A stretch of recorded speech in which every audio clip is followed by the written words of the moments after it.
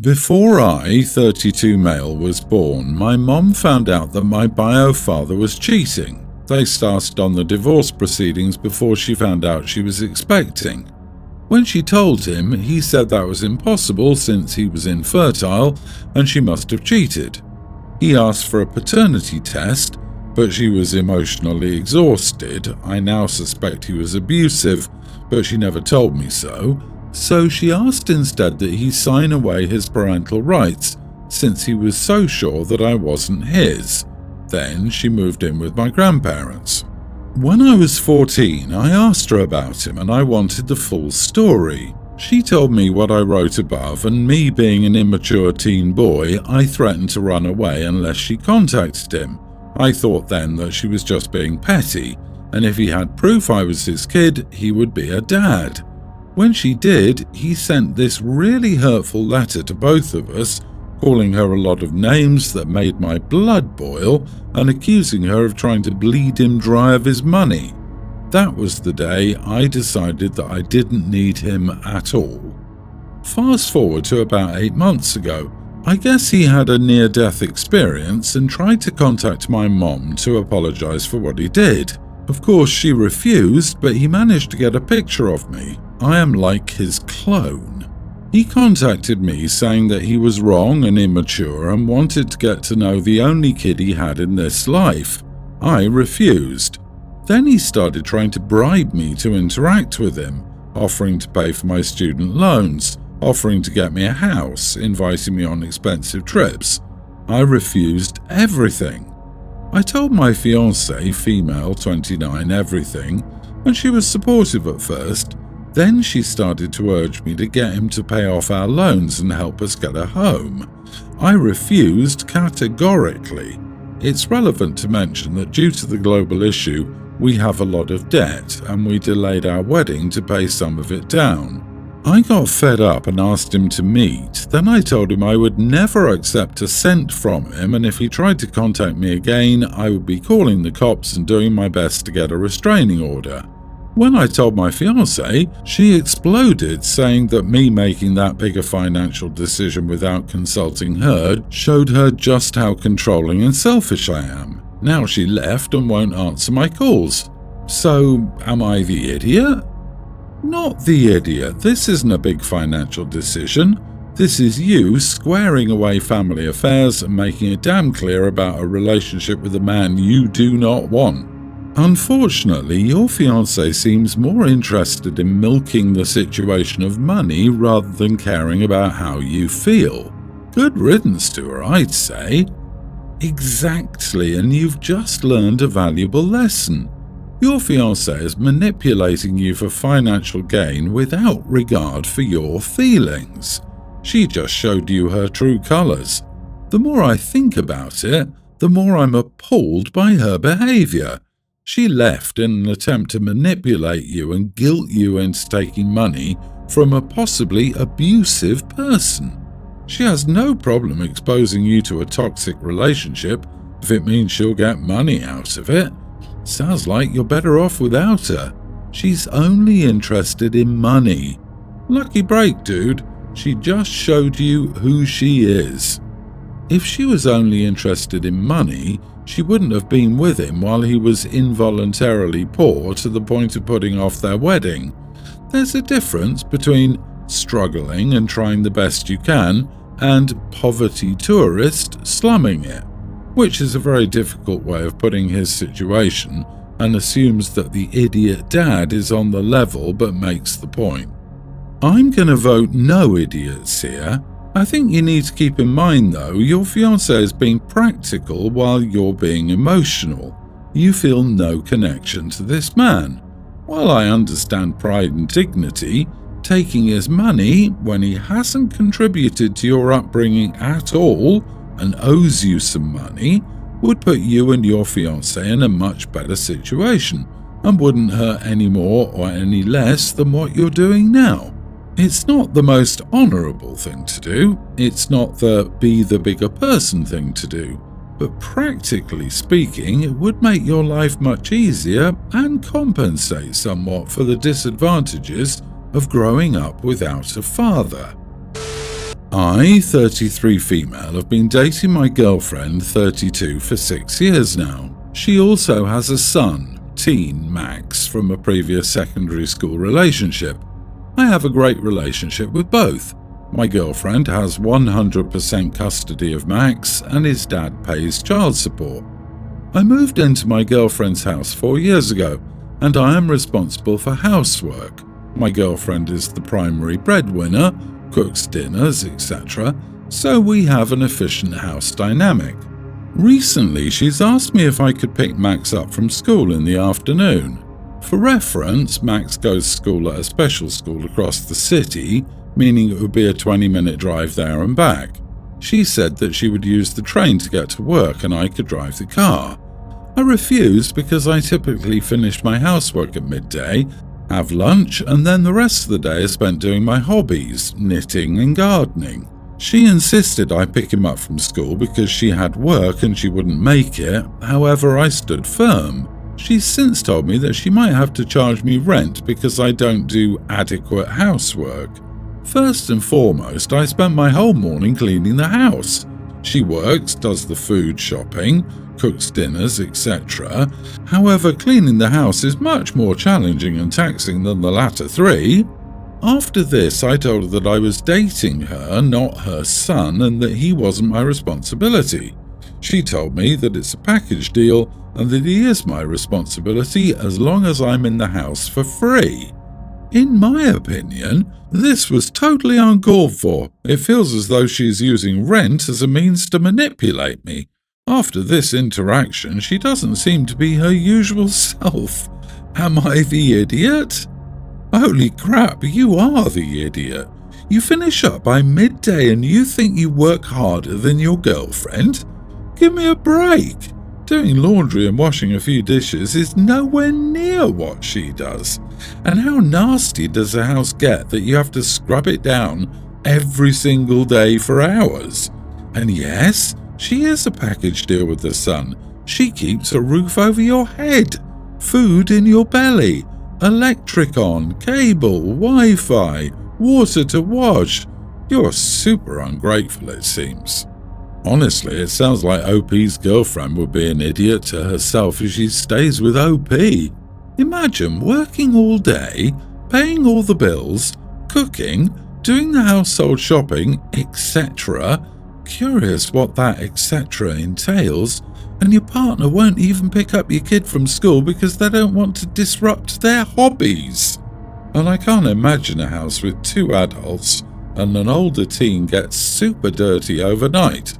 This relationship sounds very one-sided in OP's favour. Wow, you sound heartless. 6 years living together and you don't care for this young person that lives with you full-time, and even if you don't care about your partner enough to help out when she needs you. I hope your partner seriously reconsiders this relationship. You are the red flag. I could barely get through this story. It's so cringe. How on earth can a grown woman behave like such a selfless, spoiled princess? Does she clean at the pace of a snail with a small dainty handkerchief for fear of fainting from exhaustion?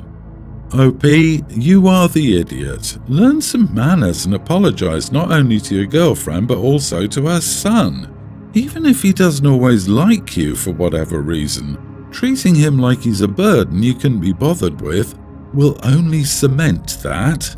A good, cherished relationship doesn't have to be romantic. This is your girlfriend's child, not her yappy little dog, and he's nearly adult. Treat him with some respect and care before your girlfriend concludes that she and her son are better off without you. We used to rent out our basement, but our family has grown, so we needed the space. So we gave our tenants 6-month notice to move out. This was over 2 years ago that they moved out. The tenants incorporated a business using our address a month before moving out and never told us. It was a random name, and FedEx packages come to our door that I refused to take because there was no name. I was afraid we were getting scammed. Tenants informed us when they noticed the tracking of their packages and told us then. so I accepted their business packages for the time being. Anyway, when they moved out, we asked them to change their address, so they got their mail. For 1 year, their mail still kept coming, but no FedEx packages. I texted saying, "Please get your mail, but please change your address." After 1 year, I've started marking their mail "Return to sender. This person doesn't live here." I don't text them anymore. Last week, a FedEx package to their business arrived at my door and I refused it, saying, "We have no business here. I don't know what that is. I'm not taking it." The old tenant texted me a few minutes later cursing, saying, "Why did you send my damn package?" I said, "You don't live here anymore. Stop sending your mail to my house." I think they may have been tracking it. He texted back, "But you've always texted me. I live in an apartment now and I work during the day, so I can't get packages. I have to drive to FedEx and it's an hour away. Just take my package." I said, "No, I won't. Update your address." My husband said I should just help out because they were good tenants, but I refused. It smells scammy to me, and I don't like that their business is still listed under my address when they don't even live here. Am I the idiot for refusing to help pick up their packages delivered to my house? Not the idiot. It seems scammy that they incorporated a business at your address a month before their 6-month notice to move out expired. It screams of some kind of fraud being perpetrated. Regardless, if the former tenant wants a mail drop spot, UPS has locations that sell mailboxes for just that purpose. Yes, I'd be more concerned about that than the packages at this point. There's absolutely no reason for their business's official address to be yours for 2 years. I think this is highly suspicious, and you should alert the appropriate agencies. Not the idiot. After 2 years? Wow. Your old tenant has some nerve expecting you to be their free UPS store and then getting mad when you declined. LOL. To be paranoid, it's a little worrisome that they'd be putting someone else's address on some of their deliveries. At this point, I would open the next package of theirs that came to my house because I didn't realize it wasn't ours. Make sure there's nothing illegal inside. I wonder if they're hiding purchases from their partner. Even if nothing sketchy is going on, it's rude to continue to use their old address to get mail delivered, especially when the owners have repeatedly told you to change your address, all because they won't be home to accept the packages. You are not obliged to handle their stuff. Yeah, I think it's far more likely that they want to avoid getting a postbox and they can just use OP as their business hours mail receiver. OP, they can get a PO box for a couple of bucks a month. Not your problem. You've been very generous. Time for them to take responsibility for their own crap. Recently, it was my husband's birthday and I made and decorated an average-sized themed cake that I put a lot of love and time into. It turned out really nice and was pretty tasty too. I put it on social media and people commented as normal, wishing him a happy birthday and how great the cake looked, along with some of the usual "I'm coming down for a slice." Quite a few friends and family ended up coming over to hang out and we served them cake over the next day or two. One of my friends who lives far away and is not my husband's friend messaged to say she was coming to our town to visit family at the next weekend, which was about 10 days away, and to save her a slice of cake. I laughed it off, thinking she's joking and saying the meaningless "save me a slice" comments people say and don't expect you to do. Plus, this friend is extremely flaky. She hardly ever follows through when she says she's coming to something or hoping to come to visit. She insisted she was serious and wanted the cake. I said we're happy to give everyone who comes over a piece of cake, but can't really take requests to save cake, especially if it means holding back on family and friends who are at our house then. Plus, the cake will be far too old by the time she was planning to come and grow mold. She said to freeze it for her, and I started to get annoyed and said that anyone who comes over would gladly be served cake but I won't be freezing any cake for anyone." She acted like I was extremely ungenerous and uncooperative and proceeded to act annoyed. The cake was eventually finished quite soon by us and friends and family who came over. When she did come that following weekend, I ended up meeting her with our girlfriends and we went out, so she didn't even end up coming to my house like she said she would. But she still brought up the cake in front of everyone and saying I didn't save any for her, trying to make me look bad. Technically, she can say I didn't save for any cake and actually refuse to, but I felt the specific scenario was a lot different than she was making out. I'm always a good host and generous with food and gifts and have given her and all my other friends a lot of food over the years, either as gifts or hosting actual dinners and parties, something she never does. I've made, decorated and gifted whole cakes in the past, so I found this very upsetting. And when I travelled and visited her in her city at her insistence, she did no hosting at her house, not even a cup of tea. We just went out to eat and paid for ourselves.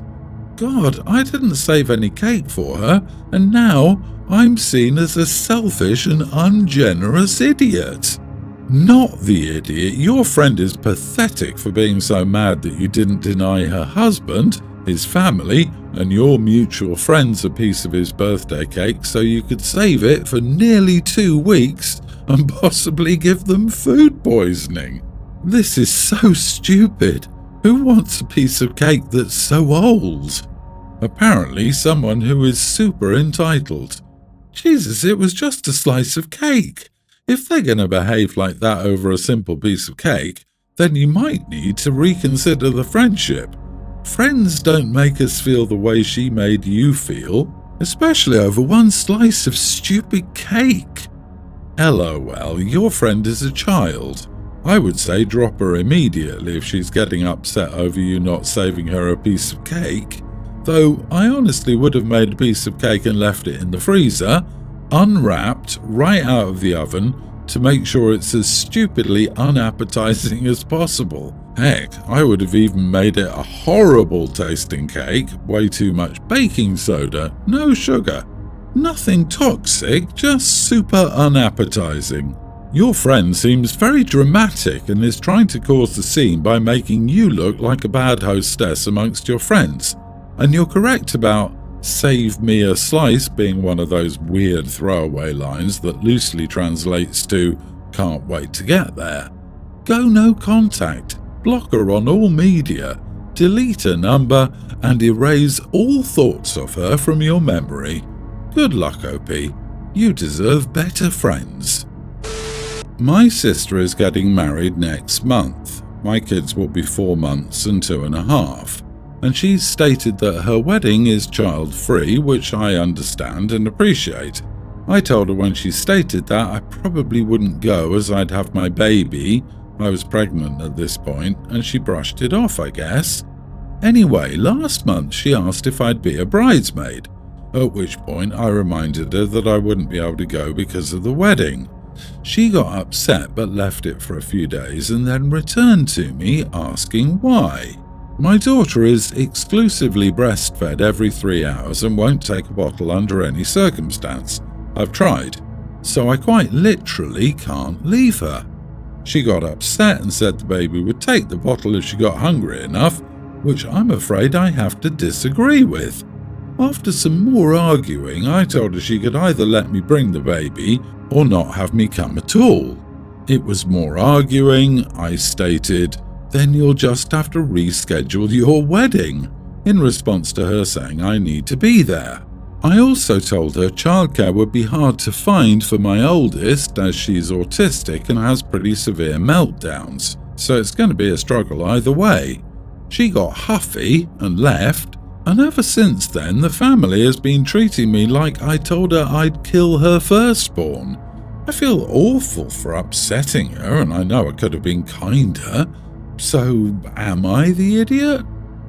A child-free wedding is perfectly reasonable to have, But if you're going to make that a hard rule, you have to accept some people might just not be able to go, especially with a newborn.